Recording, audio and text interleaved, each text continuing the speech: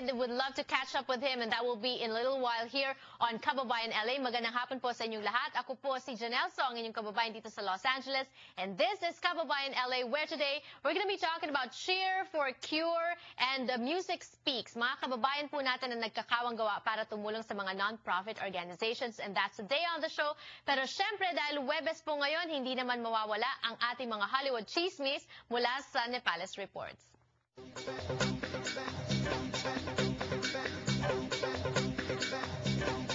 I missed you. Miss Janet Nepales is on the line. You know, thank you for making time for us. I know you're in a junket all day, but you're taking a break to talk to us today. Hello and welcome to the show. Hi, Janelle. Kumusta ulit? Ayan, nakakamiss ka, Miss Janet. Namimiss rin kita. Ayan. All right, first question. The Social Network, it's so controversial. I know you've seen the movie, but you know what? As a Hollywood journalist, why is it so controversial? It's controversial because it's a lot about greed, sex, obsession, betrayal, you know, and the making of the youngest billionaire for creating the most famous social network, which is Facebook. Plus, it also features na yung hottest actors ngayon, Justin Timberlake, Andrew Garfield, Jesse Eisenberg, and Armie Hammer. Okay, let's talk about Justin Timberlake. Alam mo, crush ko to. How does he feel about portraying, you know, the founder of Napster in this movie? Sabi nga niya, very ironic na siyang nagpo-portray noon. But he's going into the movie as an actor and not as a music artist. And he's just portraying his character. So he finds it really interesting and very ironic to be portraying him. And how do you rate him naman, Miss J, as an actor? He is very good. In fact, he's getting better. Yeah, every time I watch him in a movie, he's getting really better. Tinanong mo ba sa kanya kung is there a possibility na magiging equal na to sa buhay niya, acting and also singing and writing at the songwriting at the same time? Actually, ang sabi niya, acting is just a hobby. Mas passion pa rin niya ang music. But he's been getting roles left and right. So he's pursuing it as a hobby. Ayan. Getting roles left and right also is Andrew Garfield. He is, in this movie, one of the hottest movies of the year, which is The Social Network. But also he is going to be in the new Spider-Man movie. Can you tell us a little bit about this guy? Yeah, Andrew is only 17 years old, and he started with Lions of the Lamb with Robert De Niro and Meryl Streep, and then he's now doing a movie, Never Let It Go, with Keira Knightley and Carey Mulligan, and now with Social Network. And he was born in Los Angeles but raised in England. So, ang background niya talaga is theater in England. Okay. At kamusta naman daw yung pag-portray niya as bilang pinakabagong Spider-Man? Meron bang pressure?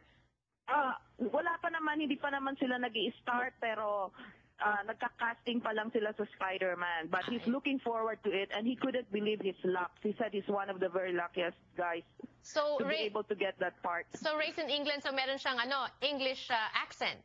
Wala naman, but because his parents are American, pero he can be English, he can be American in accent. All right. Isa pang hot actor in this movie, Jesse Eisenberg. How does he feel portraying the founder of Facebook? Ito, very controversial role. I know, it's very controversial kasi si Mark Zuckerberg mismo, he did not support this movie. He said it's fiction.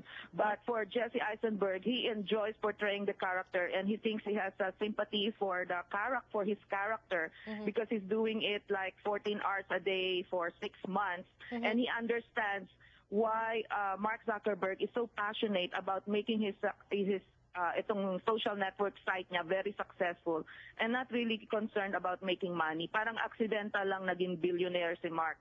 But he's more up to making his social network successful. Pero kasi parang napaka-negative ngayon ng mga write-ups tungkol kay Mark Zuckerberg.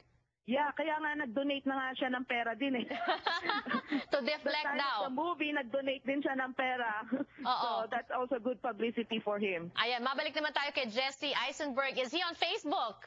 No, he's not on Facebook. The only one in Facebook is si Armie Hammer. Hey, you know what? Matanong kita before we go to Armie Hammer, no? Ikaw ba, friends mo ba sa Facebook itong mga artista na to? Hindi. Actually, wala sila sa Facebook. Ito lang si Armie nga, ang Armie ang nasa Facebook. Ayan. O sige, pag-usapan. Actually, si Andrew daw dati may Facebook siya, but he got sabi niya maraming it takes a lot of time. So Right. he closed his account. Ayan. Okay, Armie Hammer, he portrayed the Winklevoss twins who founded Yeah, Face Match and sued Mark Zuckerberg for stealing their idea. First of all, hindi siya twins, no? Isa lang siyang tao. Was it difficult Correct. portraying the role of twins? Yeah, mahirap nga daw kasi yung director David Fincher takes like 70 to 99 takes. Imagine for doing the twins, he would make it double for him. Oo. Kasi he wants the character, the nuances, yung mga differences and ugali ng mga twins is consistent. So it's double ang efforts ngayon ni Armie. Dalawa yung, siguro nalito Kasi rin dalawa siya, no? yung pinoportray niya. Oo. And they're both rowers also, both from Harvard. Ayan, nakakalito yon. Pero Miss J, the more important question is, how tall is he? Kasi pinapakita yung picture mo, you came up to his chest ba yun? He's very tall. In fact, lahat ng tao nga ng artista almost taller than me. Pero he's really tall. Ayan, alright. And I'm sure meron you're working on now for a story for your columns sa Manila Bulletin. Yeah, I'm doing the other guy, si Mark Wahlberg, who said that he's idolizing Manny Pacquiao for his next movie, which is The Fighter. So he's like shadowing Manny.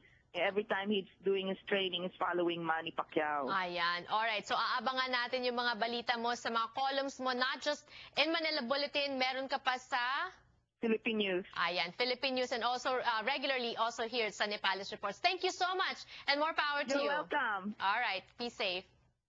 That was Janet Nepales, our kababayan in the Hollywood Foreign Press Association, giving us updates on Hollywood chismis. When we return on the show, cheer for a cure. Don't go away.